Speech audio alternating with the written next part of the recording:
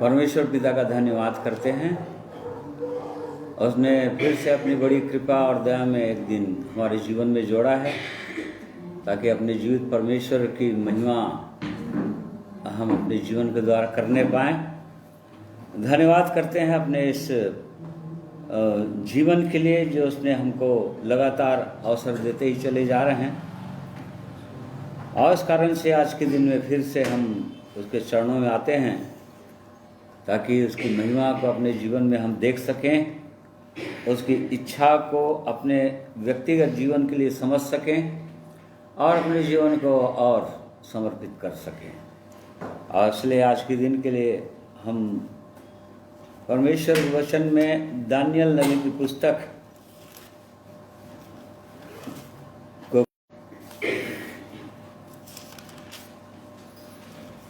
इसमें 2 पद को पहले हम पढ़ेंगे। पहला अध्याय का पहला और दूसरा पद, और उसके बाद में 8वां पद। दानियल नबी की पुस्तक book of Daniel chapter 1 verse 1 and 2 and then verse 8। Yahuda के राजा यहोयाकीन के राज्य के 3रे वर्ष में बेबीलोन के राजा नबूकदनेस्सर ने यरूशलेम पर चढ़ाई करके उसको घेर लिया। तब परमेश्वर ने यहूदा के राजा यहोयाकीन को परमेश्वर के भवन के कई पात्रों सहित उसके हाथ में कर दिया, और उसने उन पात्रों को शिनार देश में अपने देवता के मंदिर में ले जाकर अपने देवता के भंडार में रख दिया। परंतु दानियल ने अपने मन में ठान लिया कि वह राजा का भोजन खाकर और उसके पीने का दाख मधु पीकर अपवित्र न होए, इसलिए उसने फौजों के प्रधान से विनती की कि उसे अपवित्र न होना पड़े। परमेश्वर का धन्यवाद करते हैं उसके पवित्र वचन के लिए। आइए प्रार्थना करेंगे। प्रेमी परमेश्वर पिता, हम आपका धन्यवाद करते हैं आपके पवित्र वचन के लिए, जिनके खुलने से प्रकाश होता है और आज समझ लोग समझ प्राप्त करते हैं। इसलिए प्रेमी प्रभु जी, हम आपकी ओर देखते हैं। आज के दिन में आपने फिर से अवसर दिया हमें कि आपके पवित्र वचन की बातों को समझ सकें और उन वचनों के प्रकाश में अपने जीवनों को जांच सकें। इसलिए हम आपकी सहायता, आपकी अगुवाई चाहते हैं इन वचनों को समझने के लिए। पवित्र आत्मा के द्वारा प्रार्थना प्रभु यीशु के नाम में मांगते हैं, आमीन। आइए, इससे पहले कि परमेश्वर के पवित्र वचन की ओर हम ध्यान लगाएं, परमेश्वर की महिमा में एक गीत सुनेंगे।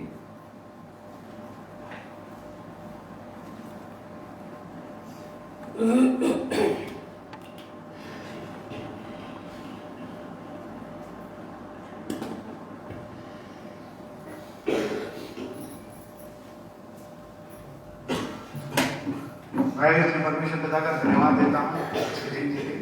परमेश्वर ने मुझे भी संभाल के रखा और आज का नया दिन दिखाया है, ये उसकी करुणा और दया है। इसलिए परमेश्वर पिता का धन्यवाद देता हूँ। और आगे बढ़ने से पहले महिमा गीत को गाएंगे और परमेश्वर पिता की महिमा के द्वारा सुनेंगे।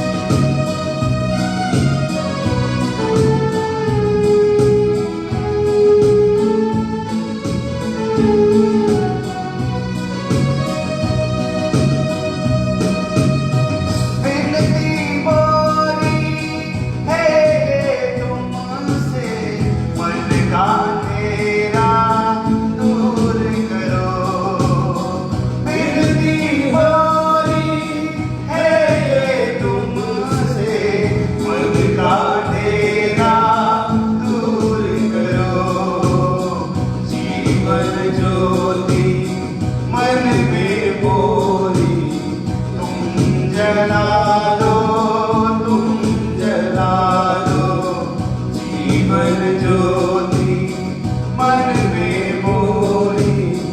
तुम जला दो, तुम जला दो, दर्शन दो मोहे दर्शन दो।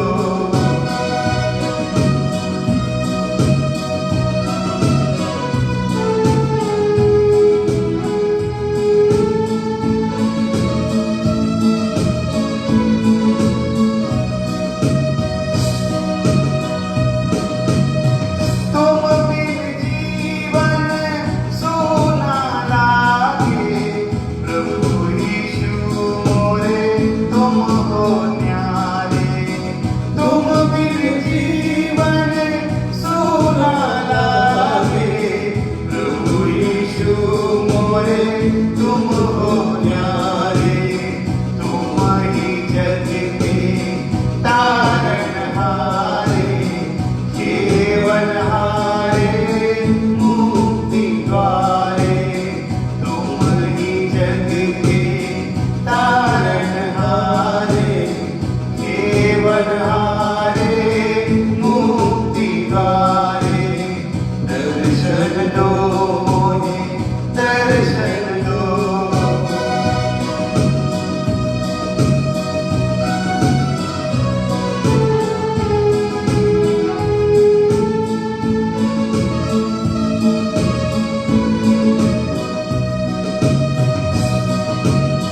जग में ठोकर पग पग में लागे, कुछ ना सूझे कुछ ना सूझे। जग में ठोकर पग पग में लागे, कुछ ना सूझे कुछ ना सूझे। प्रभु यीशु तुम मन में मोरे, बस जाओ आगे बस जाओ आगे। प्रभु यीशु तुम मन में मोरे, बस जाओ आगे बस जाओ आगे। दर्शन दो मोहे दर्शन दो।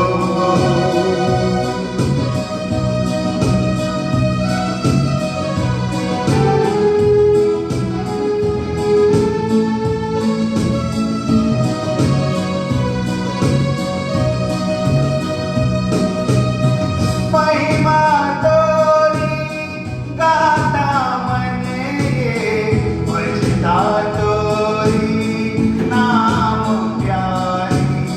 महिमा तोरी गाता मन ये, भजता तोरी नाम प्यारी। तुम तो प्रभु जी अंतर्यामी, तुम ही हो मेरे अब तो स्वामी। तुम तो प्रभु जी अंतर्यामी, तुम ही हो मेरे अब तो स्वामी। दर्शन दो मोहे दर्शन दो, दर्शन दो प्रभु दर्शन दो। दर्शन दो मोहे दर्शन दो, दर्शन दो प्रभु दर्शन दो। दर्शन दो मोहे दर्शन दो, दर्शन दो प्रभु दर्शन दो। दर्शन दो मोहे दर्शन दो, दर्शन दो प्रभु दर्शन दो।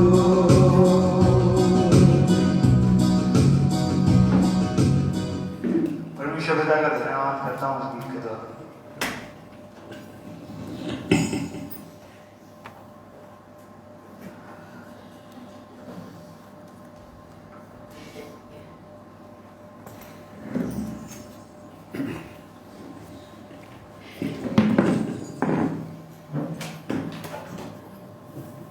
परमेश्वर का धन्यवाद करते हैं सुंदर गीत के लिए। परमेश्वर की महिमा में हम ऐसे गीतों को गाते हैं और इस गीत में प्रार्थना है, परमेश्वर से निवेदन है कि वो हमको दर्शन दे। सचमुच में परमेश्वर अपने लोगों को, जिनको वो चुनता है, बुलाता है, ठहराता है और उनके द्वारा अपनी बातों को प्रकट करता है, दर्शनों से भरता है वो। और इस कारण से आज के दिन में हम इन चीज़ों को देखेंगे भी। दानियल के पुस्तक में ये मुख्यतः इसका मेन विषय है दानियल का दर्शन। परमेश्वर ने अपने इस जन को दर्शन देते ही रहे। इसमें कई दर्शनों का वर्णन है, बहुत बार दर्शन दर्शन शब्द आया है, 30 से अधिक बार दर्शन शब्द इसमें आया है 12 अध्याय के अंदर। ये दर्शन की ही पुस्तक है ये, जो परमेश्वर ने अपने इस जन दानियल को दिया बंधुआई के देश में। और इस कारण से आज के दिन में हम उन बातों को समझेंगे, जानेंगे। दानियल जो ये लोग दानियल और इस्राएलियों के साथ, यहूदियों के साथ बंधुआई में पहुंचाए गए थे, उनके अविश्वास योग्यता के कारण, जैसा कि पहला इतिहास 9 अध्याय 1 पद के अंदर हम पढ़ते हैं। वैसे बहुत जगह इसके विषय में लिखा हुआ है अलग अलग जगहों में कि परमेश्वर ने इनको बंधुआई में क्यों डाला, परंतु यहाँ पर ये हम समझ सकते हैं 1 पद से। 9 अध्याय का पहला पद, 1 क्रॉनिकल्स चैप्टर 9 वर्स 1। इस प्रकार सब इस्राएली अपनी अपनी वंशावली के अनुसार, जो इस्राएल के राजाओं के वृत्तांत की पुस्तक में लिखी है, गिने गए। यहूदी अपने विश्वासघात के कारण बंदी बनाकर बेबीलोन को पहुंचाए गए। हाँ, ये यहूदी लोग अपने विश्वासघात के कारण, परमेश्वर की इच्छा के विरोध में चलने के कारण ये लोग बाबुल बंदी बनाए गए। को परमेश्वर ने उभारा इनको, उस राजा को उभारा और परमेश्वर इनको उसको अपना दास कहता है। यहाँ पर इसका इर्मिया नबी की पुस्तक यदि 25वां अध्याय उसका 11वां पद पढ़ेंगे, 9 और 11 पद। इसलिए सुनो, मैं उत्तर में रहने वाले सब कुलों को बुलाऊंगा और अपने दास बेबीलोन के राजा नबूकदनेस्सर को बुलवा भेजूंगा और उन सबों को इस देश और इसके निवासियों के विरुद्ध और इसके आसपास की सब जातियों के विरुद्ध भी ले आऊंगा और इन सब देशों को मैं सत्यानाश करके उन्हें ऐसा उजाड़ दूंगा कि लोग उन्हें देखकर ताली बजाएंगे, वरन वे सदा उजड़े ही रहेंगे। यहोवा की यही वाणी है। हाँ, 11 पद। सारी जातियों का यह देश उजाड़ ही उजाड़ होगा और ये सब जातियां 70 वर्ष तक बेबीलोन के राजा के अधीन रहेगी। हाँ, परमेश्वर ने 70 साल के लिए परमेश्वर के लोगों को बाबुल की बंधुआई में डाल दिया ताकि इनको वो सबक मिले, सबक सीखें ये लोग, परमेश्वर के लोग, कि परमेश्वर के साथ चलने का या परमेश्वर के जन बनने का क्या अर्थ है और वो परमेश्वर कैसा परमेश्वर है जो कहीं पर भी वो समझौता नहीं चाहता और अपनी महिमा उसने कहा कि किसी को नहीं देता परमेश्वर। यहाँ पर नबूकदनेस्सर राजा को परमेश्वर बोल रहा है अपना दास, तो परमेश्वर यहाँ उसको अपने दास के रूप में बोल रहा है। दास इसलिए बोल रहा है कि परमेश्वर की योजना को उसके द्वारा, नबूकदनेस्सर राजा के द्वारा परमेश्वर पूरा करवाना चाह रहा था। और इस कारण से इनको बंधुआई में जाना पड़ा। 70 साल की बंधुआई थी बाबुल देश में, और यहाँ पर ये लोग पहुँचाए गए ताकि परमेश्वर की इच्छा को अपने व्यक्तिगत जीवन में जाने समझें, और परमेश्वर की ये ताड़ना है। इसी प्रकार से जब कभी भी परमेश्वर के लोग आज भी परमेश्वर की इच्छा के विरोध में या विश्वास के विरोध में परमेश्वर से विश्वास घाती जब बन जाते हैं, तब परमेश्वर आज भी वैसा ही करता है।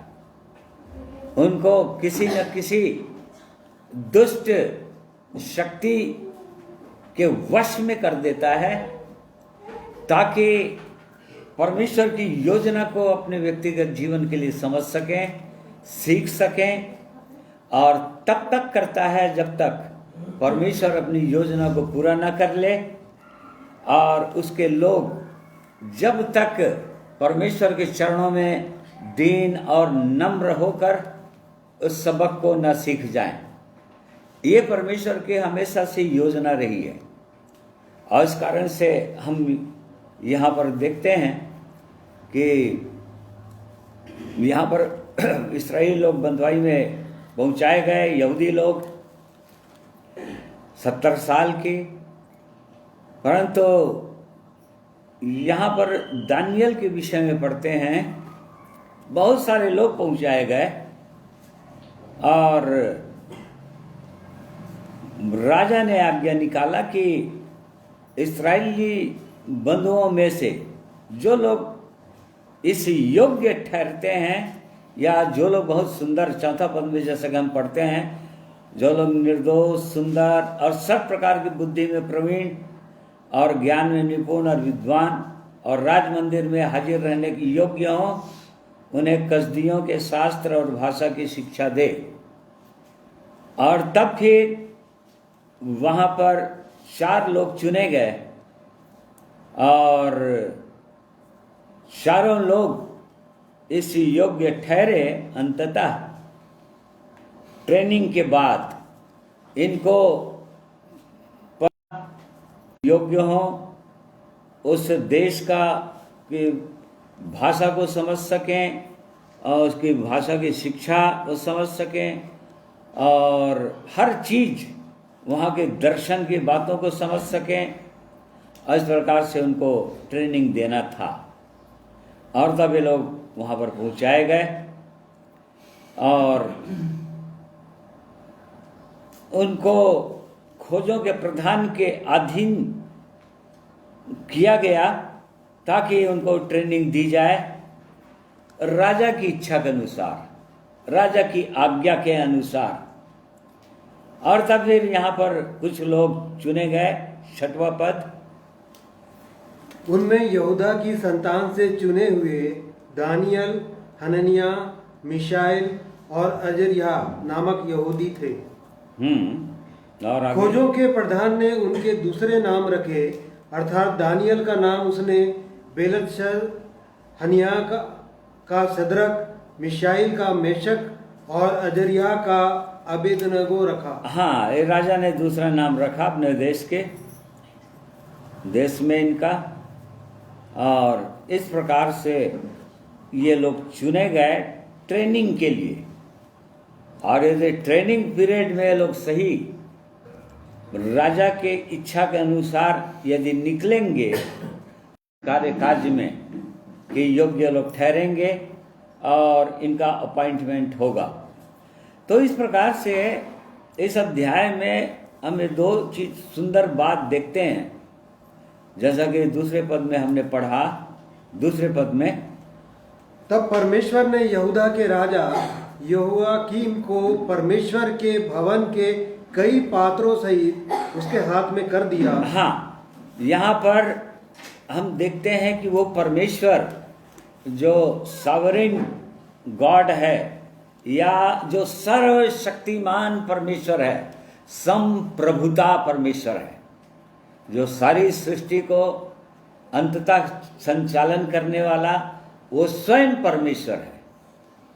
इस बात को हम देखते हैं। उसने इनको वो नबूकदनेस्सर राजा के अधीन किया, परमेश्वर ने किया। और परमेश्वर ने ऐसा उसके लिए किया कि वो जाकर उस देश के लोगों को जीत लिया और बंधुआई में ले आया। तो यहाँ पर दानियल के विषय में जब हम पढ़ते हैं, एक तो दर्शन दिया परमेश्वर ने उसको, और सचमुच में अद्भुत रीति से उसके जीवन में परमेश्वर ने कार्य किया था। उसने विश्वास किया और विश्वास ये किया कि जो कुछ भी हमारे जीवन में होता है, परमेश्वर के लोगों के जीवन में होता है, परमेश्वर के लोगों को ये समझना चाहिए, ये जानना ही चाहिए कि वो परमेश्वर की इच्छा में होता है। जैसा कि यहाँ पर परमेश्वर की इच्छा थी कि परमेश्वर के लोगों को बंधुआई में बाबुल राजा नबूकदनेस्सर राजा के बंधुआई में डाले। और इस कारण से इस बात को परमेश्वर के जन को जानना चाहिए। जैसा कि दानियल ने इस चीज को समझ लिया। दानियल उस समय बहुत ही यंग था, बहुत एकदम जवान था। 16 या 17 साल का नवयुवक था वो, 16 और 17 साल का जवान था वो, जवान लड़का था वो। परंतु उसके विषय में हम पूरे अध्याय में देखेंगे कि वो कैसे परमेश्वर के भय में, परमेश्वर का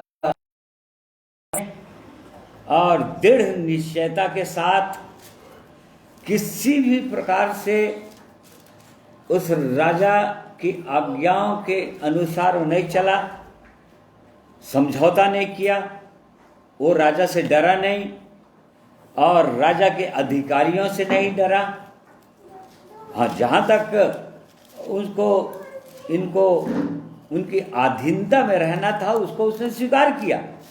परंतु जहाँ पर परमेश्वर की आज्ञा के अनुसार इनको करने के लिए कहा जाता, ये लोग कई बार भी समझौता नहीं करते थे। तो दानियल के जीवन में हम इन बातों को पाते हैं। उसके अंदर दृढ़ विश्वास था परमेश्वर के प्रति। उसका जीवन प्रार्थना में जीवन था। वो प्रार्थना करने वाला जवान था। वो परमेश्वर के चरणों में बैठने वाला जवान था। वो फिर एक अद्भुत सामर्थ्य उसके, या बल था, या करेज था, या दृढ़ता थी, या निडरता थी उसके जीवन में। वो डरता नहीं था, उसने डरा नहीं कभी भी। पूरे अध्याय के अंदर हम देखते हैं उसने किसी नहीं डरा, जबकि ये बहुत ही क्रूर राजा था। नबूकदनेस्सर बहुत ही क्रूर राजा था वहां पर बाबुल देश का, परंतु वो कहीं पर नहीं डरा और कहीं पर भी उसने समझौता नहीं किया उस देश के कानून के अनुसार। उसने कहीं भी समझौता नहीं किया। जहाँ पर भी परमेश्वर की इच्छा के विरोध में उसको आज्ञा दी जाती, उसका उसने उल्लंघन कर दिया बिना डरे। इस बात को हम दानियल के जीवन में देखते हैं इस पुस्तक में, और ये अद्भुत बात थी। क्योंकि इस बात को समझता था वो कि अंततः सर्वशक्तिमान वो परमेश्वर है, जिसका वो जन है, जिसका वो भय मानता है, और जिसकी आज्ञा। निश्चित रूप से वहां जाकर ऐसा हुआ होगा, ऐसा नहीं। हमने पढ़ा कि उनके विश्वास घाती के कारण से परमेश्वर ने इसको, परमेश्वर के लोगों को राजा के वश में किया था। परंतु साथ ही साथ परमेश्वर ऐसे कुछ लोगों को भी उनके साथ जाने देता है, जैसा कि दानियल इनको जाने दिया। निश्चित रूप से हम पूरे 12 अध्याय के अंदर ऐसी कोई बात नहीं पाते हैं दानियल के विषय में, कोई विरोध की बात नहीं पाते हैं, परमेश्वर की इच्छा के वचन के खिलाफ में उसके जीवन में कोई पाते नहीं हैं। तो फिर ऐसा व्यक्ति को क्यों जाने दिया होगा परमेश्वर? इसलिए कि परमेश्वर वहाँ पर भी अपनी योजना को अपने जनों के द्वारा पूरा कराना चाहता है। और जैसे ही हम दानियल की पुस्तक को पढ़ते हैं तो ये अन्य जाति देश था, ये जहाँ पर ये मूर्ति पूजक देश था। ये नबूकदनेस्सर राजा उस जीवित परमेश्वर को जानता नहीं था, वो घमंड से भरा हुआ था, हठी था, और इस कारण से वो जो आज्ञा दे दिया उसको कोई भी व्यक्ति उसका उल्लंघन नहीं कर सकता था, और नहीं तो उसका वो सर कलम करता था। तो ऐसा राजा था, परंतु परमेश्वर ऐसे राजा को अपनी योजना को पूरा करवाने के लिए इस्तेमाल किया, और आज भी ऐसा करता है। परमेश्वर ऐसा करता है, जहाँ भी परमेश्वर के लोगों के जीवन में जरा भी उसकी इच्छा के विरुद्ध काम हुआ, परमेश्वर ऐसा करेगा। तो ये पहला चीज हम पाते हैं कि इस बात को जानता था राजा दानियल। ऐसा ही हमको भी जानना चाहिए। ये ऐसे समय की बात है, बिल्कुल अभी वर्तमान समय में परमेश्वर के लोगों के लिए बहुत ही कठिन समय आ गया है, और कठिन होता ही चला जाएगा। ऐसे ही कठिन समय के लिए परमेश्वर के जनों को कैसे व्यवहार करना है, या परमेश्वर के वचन के अनुसार कैसे जीवन व्यतीत करना है, ऐसे जगह में जहाँ पर परमेश्वर को कोई लोग नहीं जानते, पूरी रीति से परमेश्वर के वचन के खिलाफ उनका जीवन होता है, क्रूरता का, घमंड का, अहंकार का। ऐसे समय में ये सताव का समय था परमेश्वर के लोगों के लिए, और अभी भी अब परमेश्वर के लोगों के लिए भयंकर सताव आने ही वाला है। ऐसे समय में हमारे लिए ये दानियल की पुस्तक, और विशेषकर दानियल, सदरक, मेशक, अबेदनगो का जीवन के द्वारा हमको सीखना है कि वे लोग कैसे स्टैंड रहे, कैसे स्थिर रहे, परमेश्वर की इच्छा के अनुसार अपने विश्वास में कैसे दृढ़ रहे। कोई समझौता उन्होंने नहीं किया। ऐसे समय में हमारे लिए, अभी के समय के लिए ये लोग उदाहरण बन सकते हैं, आदर्श बन सकते हैं, उनसे हमको सीखना चाहिए। तो पहली बात ये हमको भी जानना है, जैसे कि दानियल ने समझा कि जो कुछ भी परमेश्वर करता है वो अपनी इच्छा से करता है, और वो अपनी इच्छा पूरी करना चाहता है, अपनी योजना को पूरी करना चाहता है। और इस कारण से बंधुआई में परमेश्वर ने अपने लोगों को जाने दिया। ऐसे ही आज भी परमेश्वर के लोगों को समझना है, हमारे जीवन में चाहे कैसे भी परिस्थितियां आती है, आगे भी आएंगी, तो हमको इस बात को जानना है, इन सब के ऊपर हमारा परमेश्वर है जो देख रहा है, और उसकी इच्छा के बिना कुछ हो नहीं सकता। उसकी इच्छा और उसकी योजना के अंतर्गत परमेश्वर अपने लोगों को जाने देता है, करने देता है। और ऐसे समय में परमेश्वर की बस एक ही इच्छा होती है कि परमेश्वर के लोग खरे निकले, या किसी प्रकार से जीवन में परमेश्वर की इच्छा के विरुद्ध कार्य है वो दूर करें। इस बात को हमको भी जानना है। इस दानियल की इस पुस्तक का ये विषय है। दूसरा ये है, 8वां पद हमने पढ़ा, एक बार फिर से पढ़ेंगे। परंतु दानियल ने अपने मन में ठान लिया कि वह राजा का भोजन खाकर और उसके पीने का दाख मधु पीकर आप पवित्र ना होए, इसलिए उसने खोजों के प्रधान से विनती की कि उसे अपवित्र ना होना पड़े। हाँ, दूसरी बात, मेन बात हम ये देखते हैं दानियल के अंदर विश्वास में दृढ़ता। वो किसी भी प्रकार से परमेश्वर की इच्छा के विरुद्ध कार्य नहीं करेगा। उसने ठान लिया कि अपने जीवन के द्वारा अपने आप को अशुद्ध नहीं करेगा, परमेश्वर की ही महिमा करेगा, चाहे कुछ भी हो जाए, चाहे उसका सिर कलम किया जाए, चाहे कैसो भी विपत्ति आ जाए उसके जीवन में। यहाँ पर उसने ठान लिया, लिखा है कि राजा का भोजन खाकर वो और उसके पीने का दाख मधु पीकर अपवित्र ना होए। वो जानता है कि वो पवित्र परमेश्वर है, जिस पर वो उसका विश्वास है, जिस पर उसका भरोसा है, और इसलिए अपने आप को अपवित्र करके अपने परमेश्वर को गिराना नहीं चाहता वो, परंतु वो दृढ़ विश्वास के साथ वो खरा जीवन जीकर जीवित साक्षी ऐसे देश में, बंधुआई के देश में, जहाँ पूरी रीति से विपरीत परिस्थितियां हैं परमेश्वर के लोगों के लिए, ऐसा स्थिर रहता है वो। इस बात को हम देखते हैं।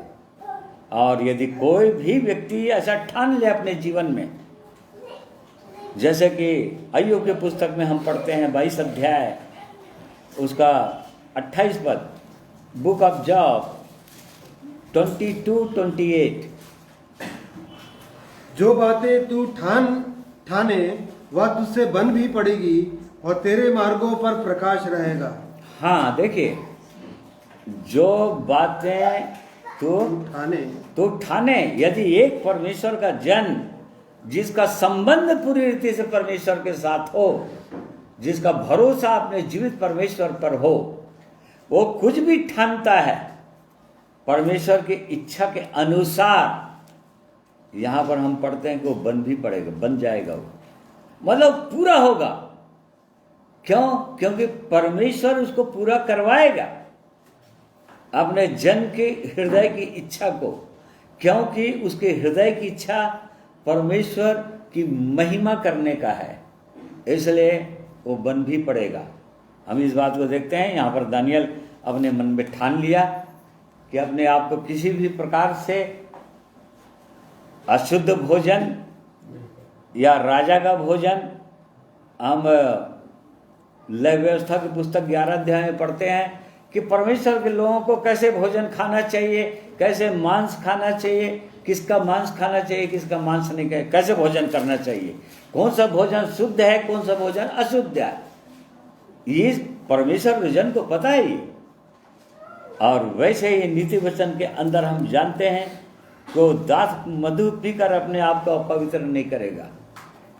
और इस कारण से उसने ठान लिया, क्योंकि राजा ने जितने लोग चुने गए थे ट्रेनिंग के लिए, उनके लिए ऐसा ही भोजन निर्धारित किया था, और यदि ये लोग इसको खाते तो अपवित्र हो जाते। तो यहाँ पर समझिए कि इस परमेश्वर के जन के लिए सबसे पहला टेस्ट था ये भोजन से संबंधित, कि ये कैसा भोजन खाता है।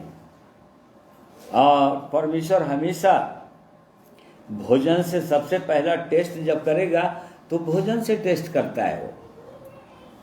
आदम के समय हम देखते हैं, हवा के समय में उसने जब परमेश्वर आदम और हवा को जब टेस्ट करना चाहा तो उसने सबसे पहले टेस्ट क्या किया, अपवित्र हो जाएगा।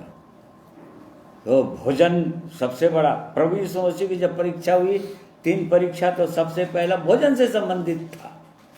वो बहुत ही भूखा था, वो 40 दिन और 40 रात उपवास करने के कारण से, और तब सबसे पहला टेस्ट उसका प्रभु यीशु का भी हुआ भोजन से संबंधित, क्योंकि तो भूखा है, इस पत्थर को कह दे कि रोटियां बन जाए और तो खा लेना, परंतु वहां पर वो नहीं खाया। और बाइबल के अंदर हम बहुत जगह देखते हैं, याकूब और एसाव के जीवन में देखते हैं, एक पल के भोजन के कारण से एसाव ने अपना पहलौठा होने का पद को खो दिया था। केवल एक पल का भोजन था, एक टाइम का भोजन था बस, क्योंकि बहुत ही भूखा था और इस कारण से वो पहलौठा होने का पद बेच डाला। खत्म हो गया। उसके बाद रो रो कर फिर परमेश्वर से प्रार्थना करने के बावजूद भी उस परमेश्वर के जन को ये अधिकार नहीं मिला और उसके बाद परमेश्वर की उस चुनाव में लाइन से एकदम बाहर चला गया वो। वैसे ही हम और बहुत जनों को देखते हैं, भोजन जो है कैसे भोजन करना चाहिए और कितना भोजन करना चाहिए, ये परमेश्वर के वचन में लिखा हुआ है। बहुत जगह लिखा है मांस के अधिक खाने वालों में नहीं होना चाहिए। पेटूपन एक बहुत बड़ा पाप है बाइबल के अंदर। उनका ईश्वर इनका पेट है बोलता है। फिलिपियों के पत्री में पौलुस प्रेरित बोलता है उनका ईश्वर उनका पेट है। और पेट की ही पूजा में लगे हुए हैं और इस कारण से जीवित परमेश्वर को नहीं समझ पाएंगे, नहीं जान पाएंगे।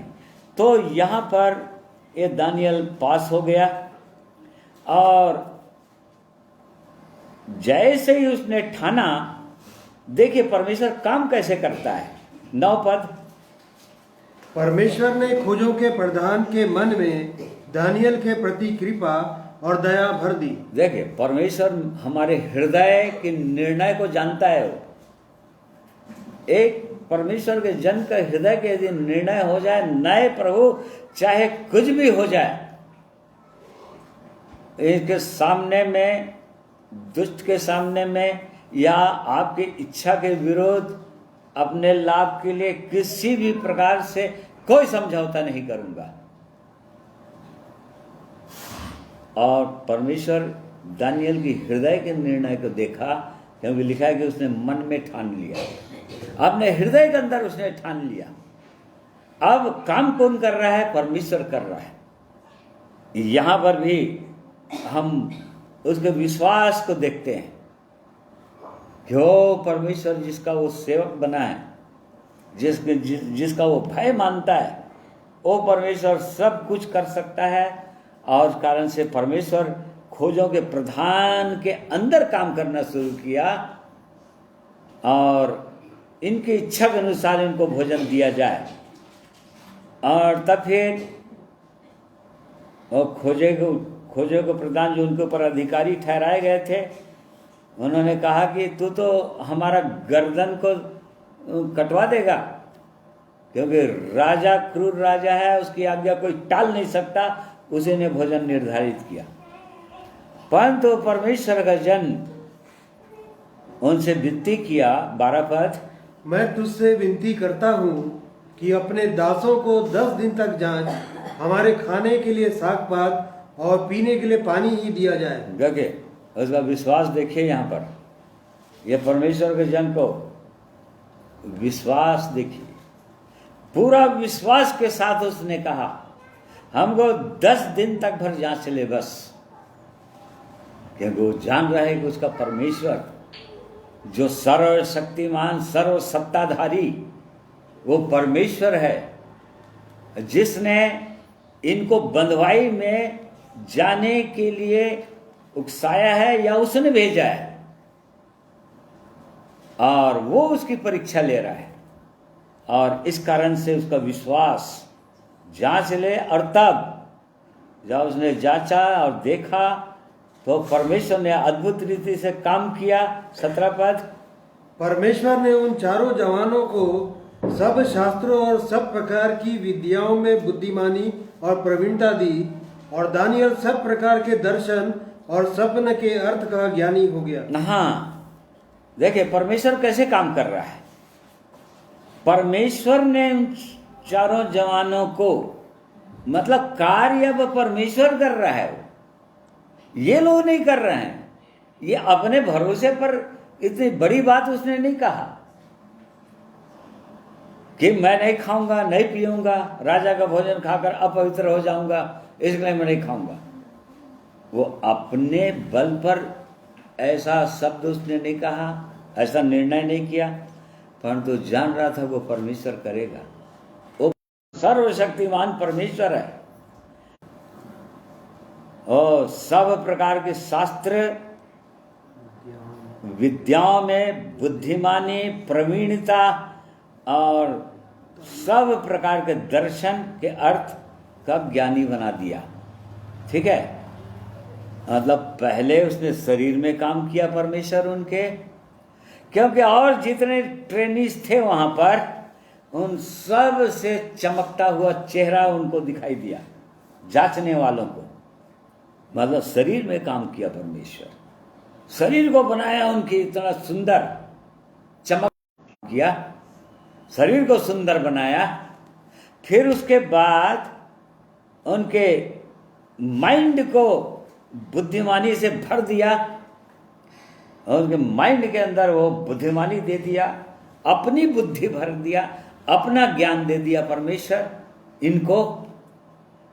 और फिर दानियल को सब प्रकार के दर्शन और स्वप्न के अर्थ का ज्ञानी बना दिया। दानियल को और विशेष उसने परमेश्वर ने उसके अंदर वरदान दे दिया कि सब प्रकार के दर्शन और सपना का ज्ञान उसको दे दिया परमेश्वर। अर्थात परमेश्वर शरीर, प्राण और परमेश्वर ने कार्य किया कि उनके सब ज्योतिषियों गुणा निपुण ठहरते, 10 गुना ज्यादा निपुण, ज्यादा बुद्धिमानी। जो राजा के जितने लोग बुद्धिमान लोग थे उनसे 10 गुना ज्यादा। तो इस प्रकार से परमेश्वर काम करता है। यहाँ पर हम एक चीज और देखते हैं उससे पहले कि दानियल ने अपने मन में ठाना। ये एक व्यक्ति इनके विषय में नहीं लिखा हुआ है, शद्रक, मेशक और अबेदनगो ने भी अपने मन में ठाना, ऐसा नहीं लिखा है। परंतु दानियल एक व्यक्ति ठहरा, एक जवान ठहरा, जिसने अपने मन में ठान लिया कि मैं राजा का भोजन नहीं खाऊंगा, वो राजा का भोजन नहीं खाएगा, ठान लिया बस। और तब हम देखते हैं उसके साथ शद्रक, मेशक, अबेदनगो भी शामिल हो गए। अर्थात परमेश्वर कहीं पर भी ऐसे मनुष्य को ढूंढ रहा है, आज भी दानियल के समान मनुष्य जो अपने हृदय के अंदर निर्णय करे। और तब कुछ लोग हैं दानियल, शद्रक, मेशक, अबेदनगो के समान होते हैं, जिनके अंदर खुद का अंदर वो साहस नहीं रहता है कि परमेश्वर के लिए हम खड़े हों, परमेश्वर के लिए काम करें बिना समझौते के। परंतु जब किसी एक जने को देख लेते हैं ऐसा काम करने वाला, ऐसा परमेश्वर के लिए एकदम निर्दोष होकर खड़े होने वाला, और तब उनके अंदर भी साहस हो जाता है, और तब ऐसे जन के पीछे होते हैं। ये दूसरे कैटेगरी के लोग हैं।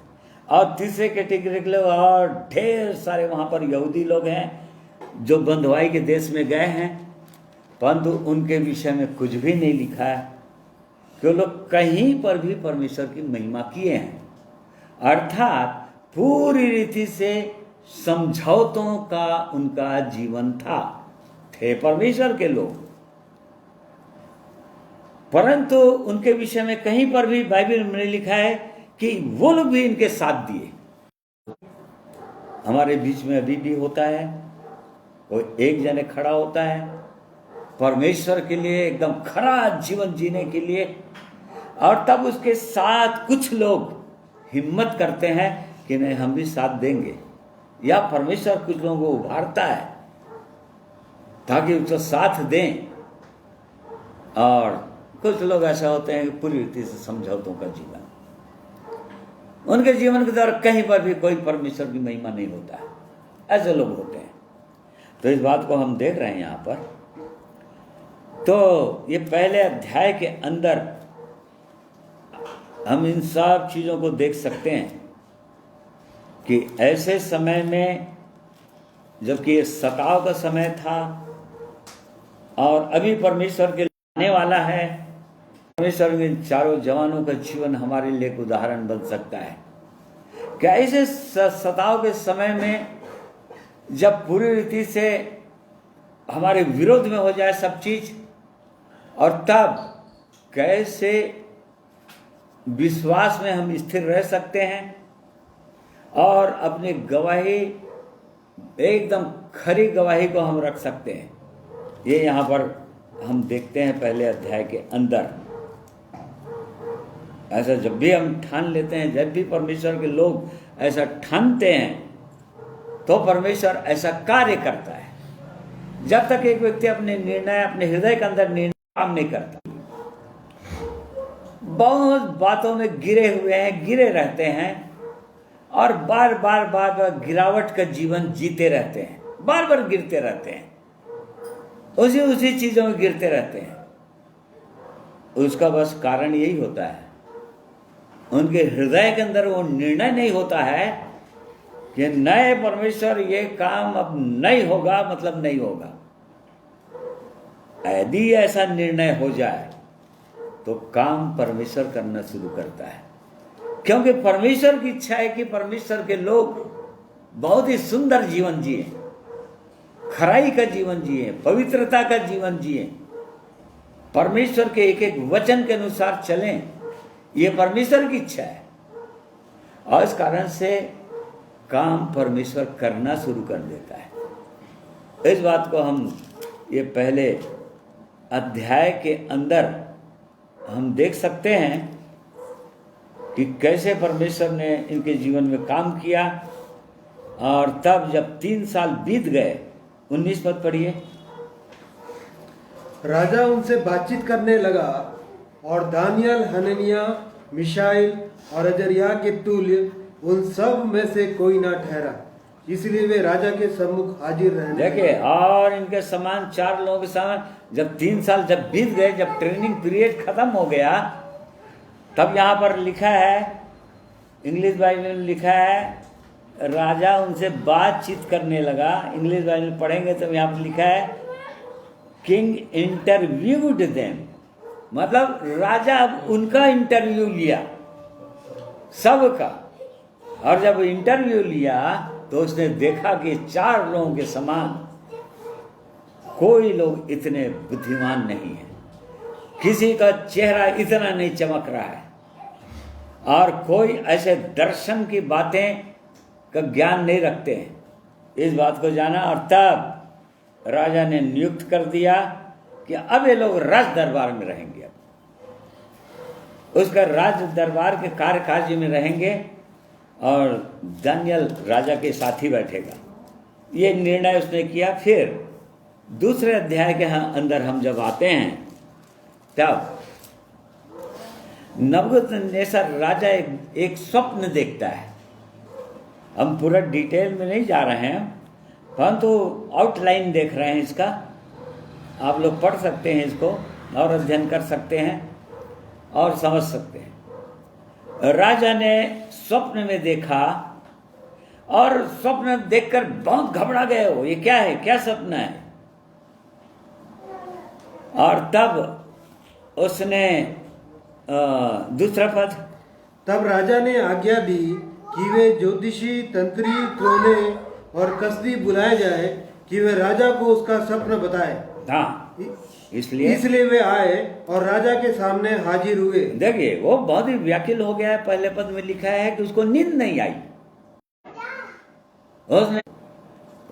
उसको रात भर नींद नहीं आई, परेशान हो गए वो बहुत।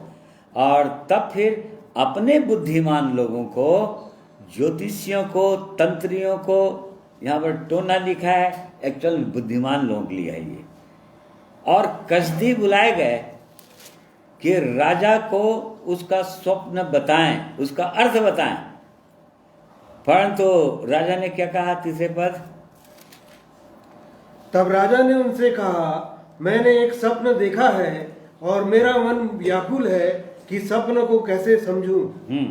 तब कसादियों ने राजा से आरामी भाषा में कहा, हे राजा, तू चिरंजीवी रहे, अपने दासों को स्वप्न बता और हम उसका फल बताएंगे। हाँ, और आज्ञा भी निकाला। साथ में 5वां पद, राजा ने कसादियों को उत्तर दिया, मैं यह आज्ञा दे चुका हूँ कि यदि तुम फल समेत सपनों को ना बताओगे तो तुम टुकड़े टुकड़े किए जाओगे और तुम्हारे घर फुकवा दिए जाएंगे। हाँ, ऐसा वाला आज्ञा निकाला हो। तुमको स्वप्न सहित अर्थ बताना है। मतलब स्वप्न को राजा बोला कि मैं नहीं बताऊंगा स्वप्न, तुमको स्वप्न भी बताना है, मैंने क्या स्वप्न देखा, और उसके बाद अर्थ भी बताना है। तो ये अद्भुत था।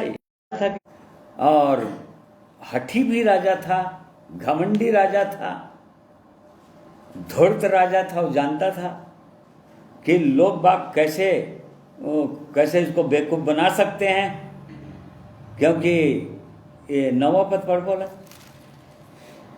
इसलिए यदि तुम मुझे स्वप्न ना बताओ तो तुम्हारे लिए एक ही आज्ञा है, क्योंकि तुमने गोष्ठी की होगी कि जब तक समय ना बदले तब तक हम राजा के सामने झूठी और गपशप की बातें कहा करेंगे। हाँ, वो जानता था वो, और इसलिए बोलते होगे ठीक है राजा बताएंगे अर्थ, पहले हमको क्या स्वप्न तुमने देखा है ये तो बता दो। राजा इस बात को जानता है, मैं बताऊंगा तो तुम कुछ भी अपने मन गढ़ंत तो उसका उत्तर बता दोगे। और इस कारण से वो तो था चालाक राजा, उसने कहा कि नहीं, स्वप्न सहित अर्थ बताओ, स्वप्न भी बताओ। और तब फिर वो लोग, कोई लोग नहीं बता सके।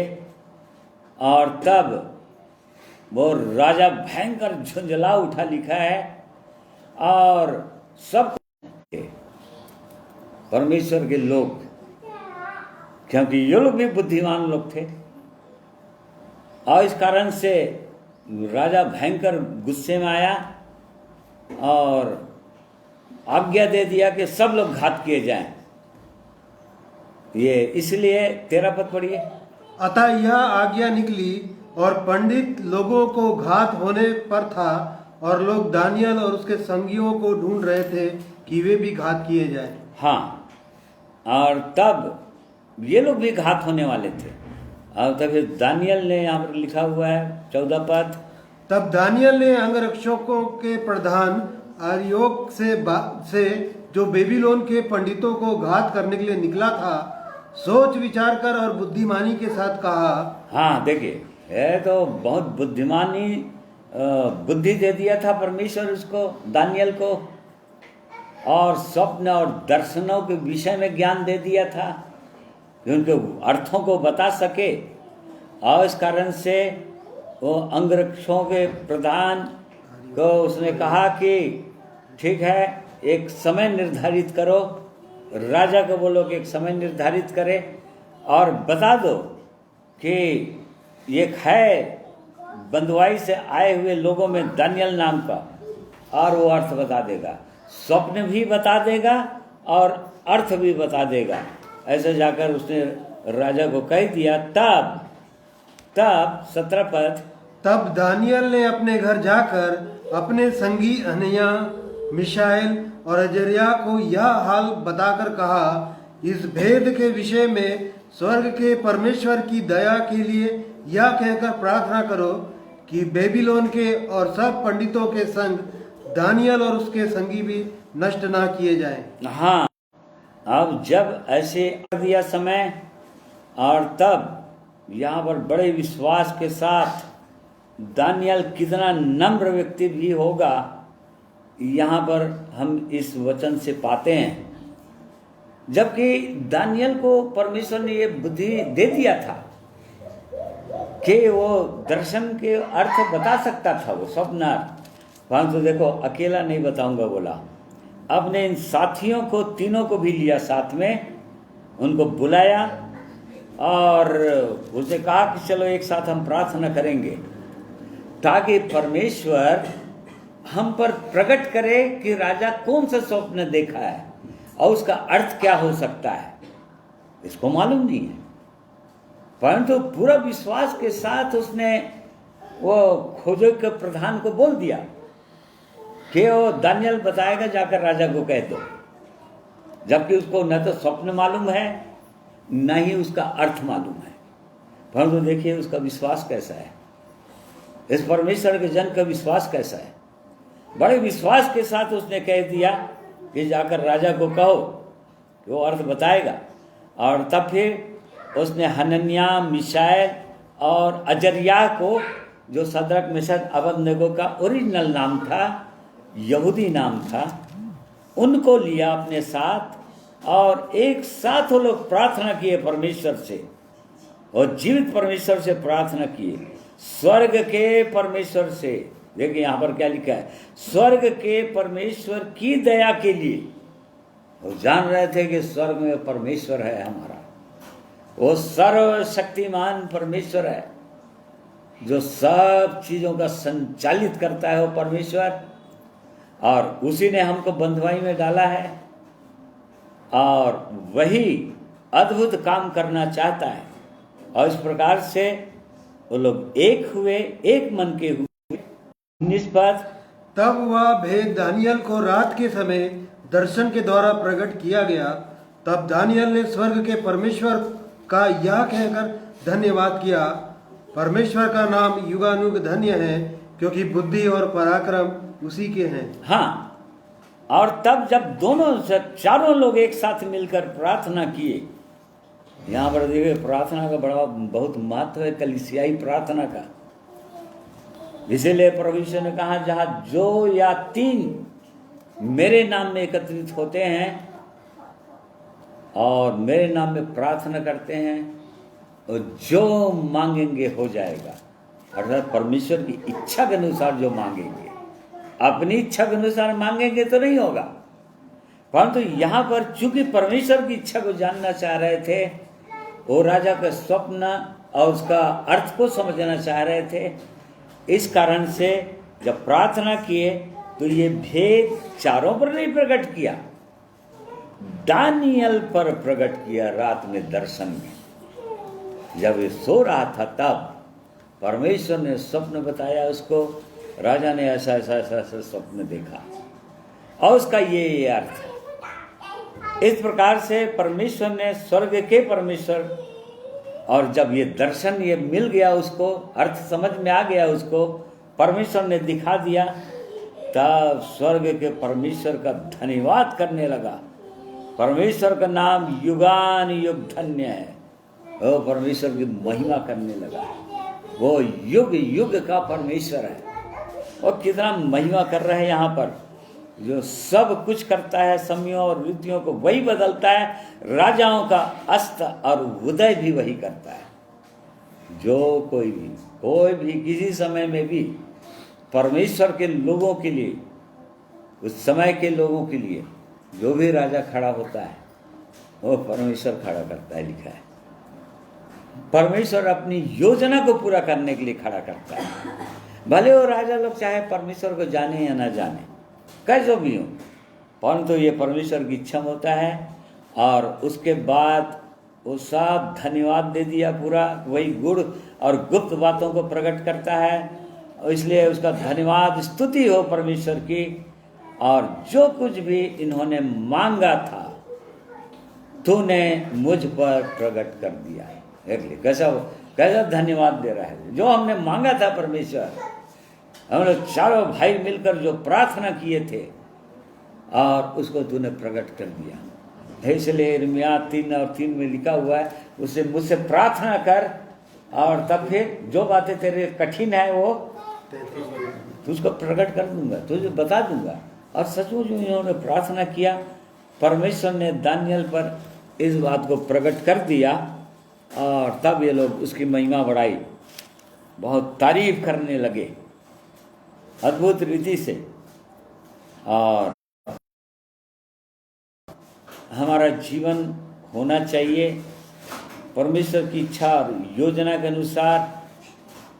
हम परमेश्वर के वचन में पढ़ते हैं, नीति वचन 3:32 में परमेश्वर किन पर अपना भेद खोलता है।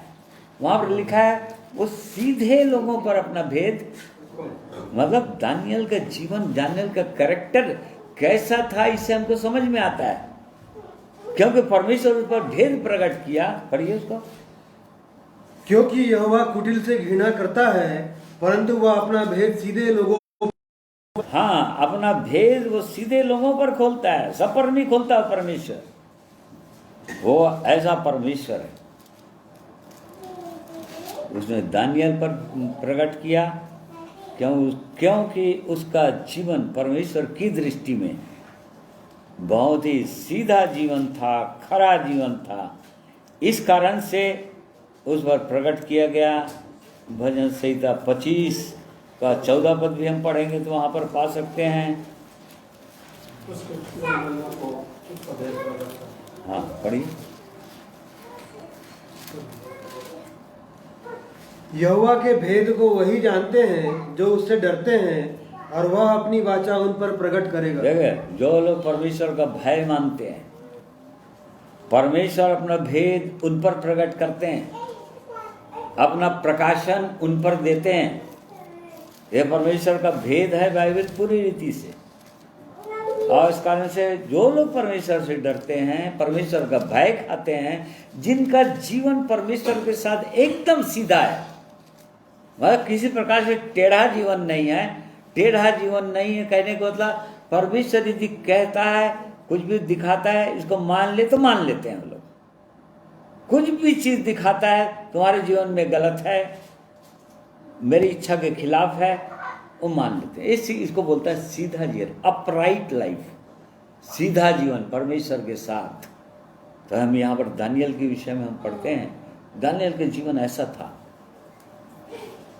कब से? 16 साल का जवान।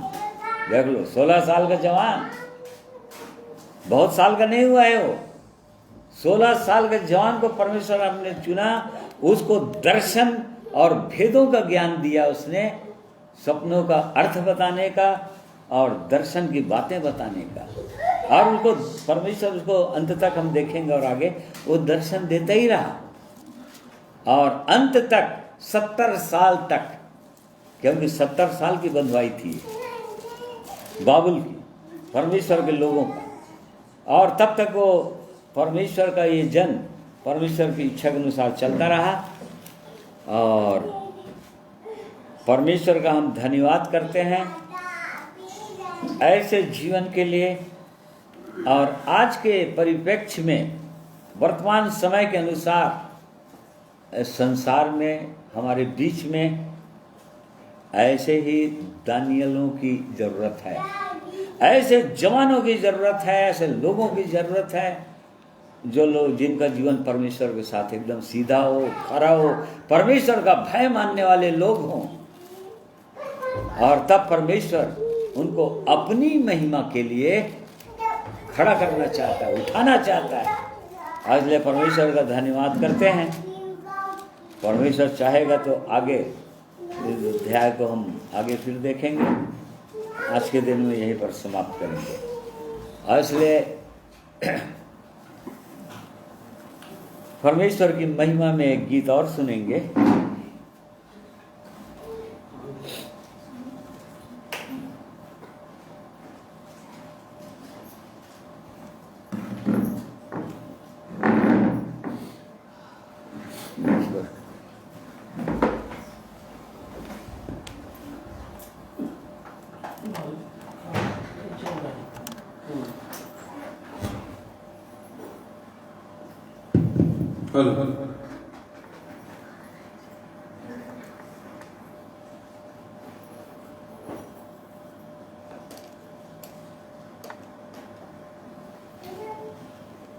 प्रभु की स्तुति हो, सबको जय मसीह की। सचमुच में जब परमेश्वर के नज़दीक हम होते हैं तो उसकी सहायता को प्राप्त करते हैं, या उसे उसका भय मानते हैं, उसका आदर करते हैं। जब भी कोई विपत्ति या किसी प्रकार की समस्या हमारे जीवन में उठती है, प्रश्न उठते हैं, तो उसका जवाब पाने के लिए भी हमको परमेश्वर के पास आना है। जैसे ये जवान लोग भी दानियल के बारे में सीखे, और जब ऐसी परीक्षा आई या स्वप्न को बताना और उसको अर्थ को बताने के लिए जब उनके सामने प्रश्न खड़ा हो गया, तो वो अपने बुद्धि और अपने समझ का सहारा नहीं लिए। कई बार मनुष्य अपनी बुद्धि और समझ का सहारा लेते हैं, परंतु किस पर भरोसा किए? उनको किसकी जरूरत थी? परमेश्वर यहोवा की जरूरत थी। और इसीलिए आज हम सबको भी जरूरत है परमेश्वर यहोवा की, उसके बिना हम कुछ भी नहीं कर सकते। और जब भी ऐसे समस्याओं में घिरते हैं तो जरूर बुलाइएगा।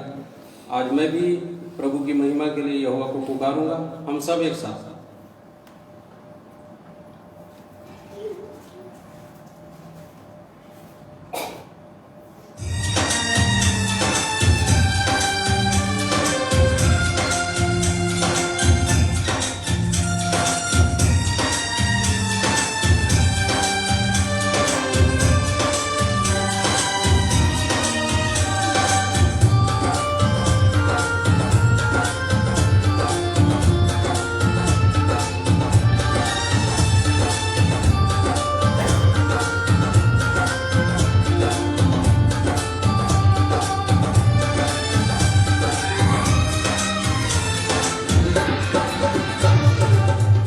तेरे मैं कुछ भी नहीं, बिन तेरे मैं कुछ भी नहीं।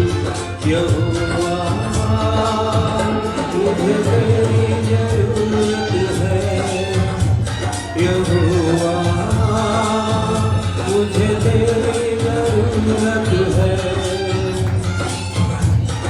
प्यार तू करता इतना, प्यार तू करता इतना, अपने हाथों में थोड़ी मेरी सूरत है। यहोवा तेरी जरूरत है, यहोवा मुझे तेरी जरूरत है।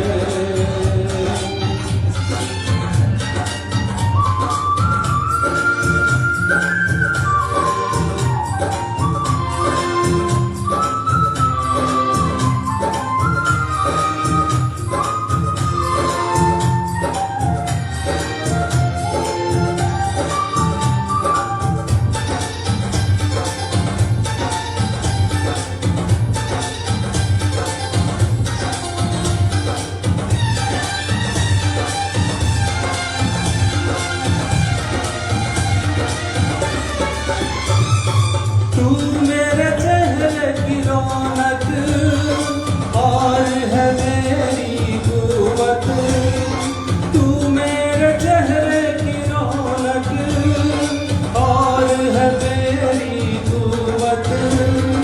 हशमत और जलाल के बादशाह तुझसे है मेरी जीनत, हशमत और जलाल के बादशाह तुझसे है मेरी जीनत।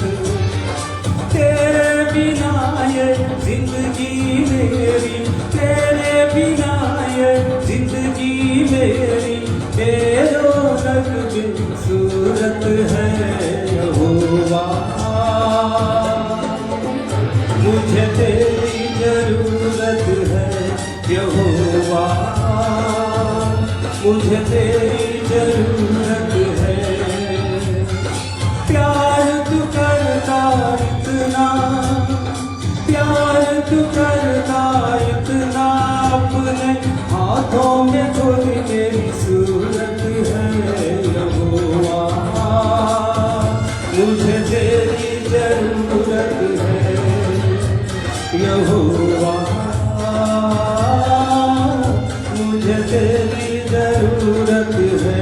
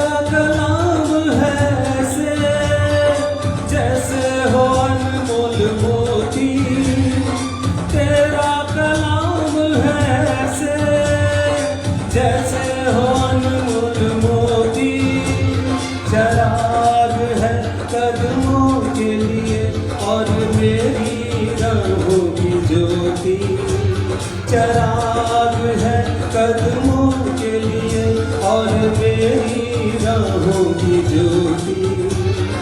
चाहे जमा तू जिंदा खुदा तू, चाहे जमा तू जिंदा खुदा तू, तू ना झूठी मूरत है यहोवा। मुझे तेरी जरूरत है यहोवा, मुझे तेरी जरूरत है। प्यार तू करता इतना, प्यार तू करता इतना, अपने हाथों में थोड़ी मेरी सूरत है यहोवा। मुझे तेरी जरूरत है यहोवा, मुझे तेरी जरूरत है।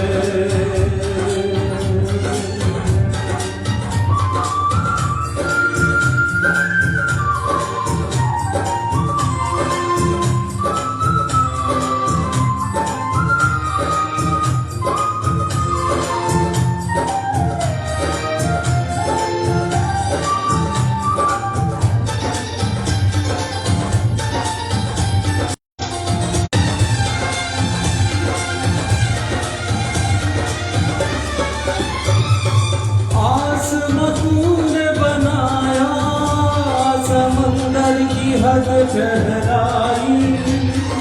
आसमां तूने बनाया, समंदर की हद ठहराई। चरिंद परिंद पहाड़ दरिया और फूलों से धरती सजाई। चरिंद परिंद पहाड़ दरिया और फूलों से धरती सजाई।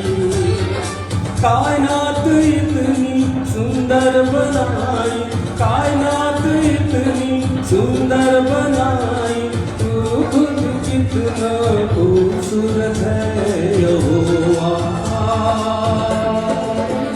मुझे तेरी जरूरत है यहोवा, मुझे तेरी जरूरत है। प्यार तू करता इतना, प्यार तू करता इतना, अपने हाथों में थोड़ी मेरी सूरत है यहोवा। ये तेरी जरूरत है यहोवा, मुझे तेरी जरूरत है यहोवा, मुझे तेरी स्तुति हो। सचमुच में उसके बिना हम कुछ नहीं कर सकते। वो हमारी ज़रूरत है, हम उसकी ज़रूरत नहीं है। हाँ अवश्य है, वो पुकारता है आओ मेरे लिए काम करो, मेरे लिए अपने हाथों को दो, अपने पैरों को दो, अपने मेरे लिए मुंह बन जाओ। परंतु हकीकत में जब तक परमेश्वर यहोवा नहीं रहता तब तक न तो दानियल कुछ कर सकता था ना और तीनों कर सकते थे। इसीलिए हमारी सबसे ज़्यादा ज़रूरत है परमेश्वर यहोवा। हम सब हर समय उसी को पुकारें कि हमारी ज़रूरत प्रभु आपको है, हाँ आपकी ज़रूरत हमको है, और निरंतर उसके लिए दुआ करते रहें। प्रभु सहायता करें।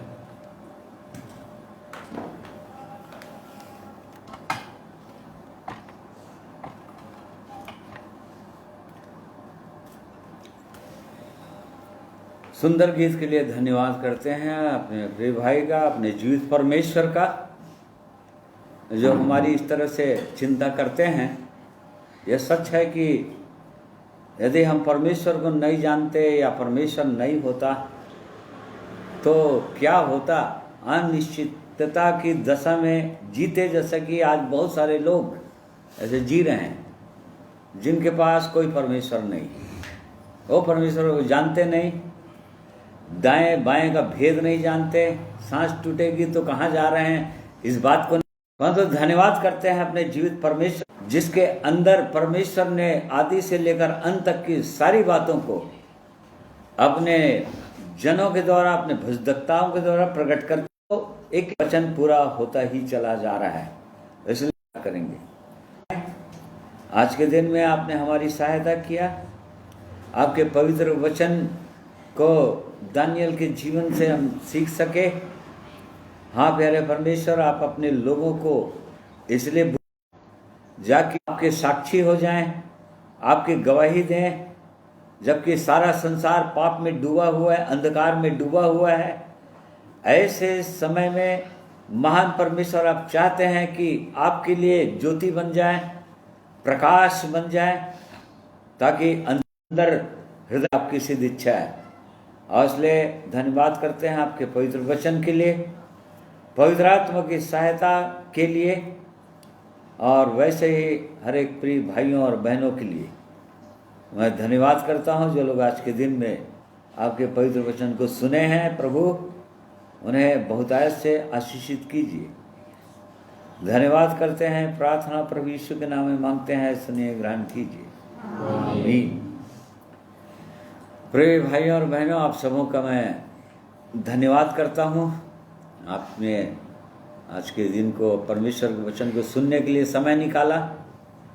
परमेश्वर आप सबों को आशीषित करें और आप सबों को जय मसीह।